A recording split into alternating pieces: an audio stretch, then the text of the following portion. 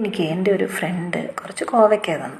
നല്ല വലിപ്പമുള്ള മൂത്ത കോവയ്ക്കയാണ് കിട്ടിയത്. ഹൈബ്രിഡ് ഇനമാണെന്ന് തോന്നുന്നു. നോക്കിയപ്പോൾ നല്ല വെയിലുണ്ട് പുറത്ത്. എന്നാൽ പിന്നെ കോവയ്ക്ക വറ്റലുണ്ടാക്കാമെന്ന് വിചാരിച്ചു. കോവയ്ക്ക കൊണ്ടാട്ടമെന്ന് പറയുന്നു തോന്നുന്നു. ഒന്നുകിൽ കോവയ്ക്ക നീളത്തിൽ കുറച്ച് കനത്തിൽ അരിഞ്ഞെടുക്കുക, ഇല്ലെങ്കിൽ വട്ടത്തിൽ ഈ ഒരു തിക്നെസ്സിൽ അരിഞ്ഞെടുക്കുക. ഞാൻ വട്ടത്തിലാണ് അരിഞ്ഞെടുത്തത്.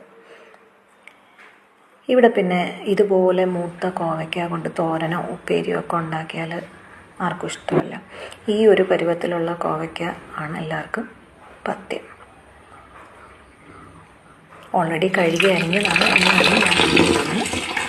അരിഞ്ഞു വെച്ച കഷ്ണങ്ങളൊന്ന് അലസി കഴുകിയെടുത്തു. കുരുവൊന്നും വല്ലാണ്ട് കളയേണ്ട ആവശ്യമൊന്നുമില്ല. അതിനുശേഷം ഒരു പാത്രത്തിൽ കുറച്ച് വെള്ളം എടുത്ത് 2 സ്പൂണ് മഞ്ഞൾപ്പൊടിയും 2 സ്പൂൺ ഉപ്പും ഇട്ട് നന്നായിട്ട് തിളപ്പിച്ചു.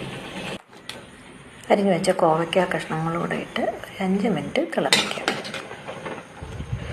ഇട്ട് ഉപ്പൊക്കെ ഒന്ന് കഷ്ണത്തിലൊന്ന് പിടിക്കും. കഷ്ണങ്ങൾ ഉടഞ്ഞു പോകാതെ ശ്രദ്ധിക്കണം.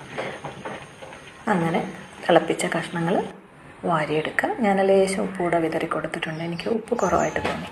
അതിനുശേഷം ഒരു പ്ലാസ്റ്റിക് കവറിൽ നിർത്തി നല്ല വെയിലത്ത് ഉണക്കിയെടുക്കുക. എനിക്ക് 2 ദിവസത്തെ വെയിലത്ത് തന്നെ ഇതുപോലെ കിരികിരാന്ന് ഉണങ്ങിക്കിട്ടി കേട്ടോ. അപ്പോൾ നമ്മുടെ കോവയ്ക്ക വറ്റൽ എങ്ങനെയുണ്ടെന്ന് നോക്കാം. പാൻ ചൂടാക്കി കുറച്ച് വെളിച്ചെണ്ണ ഒഴിച്ചു കൊടുത്ത് കുറച്ച് വറ്റലൂടെ ഇട്ട് ഇതുപോലെ വറുത്തെടുത്തു. തൈര് സാദത്തിൻ്റെ കൂടിയും ഡാൽ റൈസിൻ്റെ കൂടിയും ചൂട് കഞ്ഞിയുടെയും കൂടെ കഴിക്കാൻ നല്ല ടേസ്റ്റാണ്. താല്പര്യമുള്ളവരൊക്കെ ഒന്ന് ചെയ്തു നോക്കൂ. തീർച്ചയായിട്ടും ഇഷ്ടപ്പെടും.